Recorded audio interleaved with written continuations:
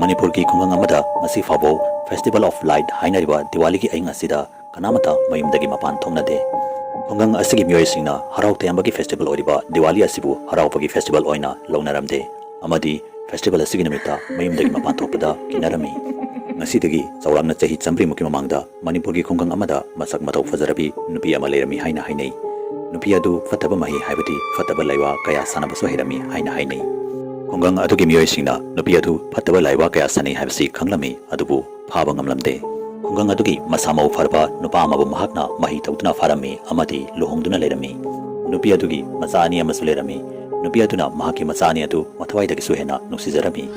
नुपी अदुना महाकी मचा अनि अदुदा मागुमना मही हैनबा अमदी खुंगंग अदुगी मिथोय मिहेन अमदी मकोक ओइनबनी हाइदुना महीसु तौसलमी वाफम असि खुंगंग अदुगी मियोय सिंगना खंगलकपदगी महाकी मचा अनि अदुबु फारगा खाव अमदा हबसिंदुना तुरेंदल लंथोकी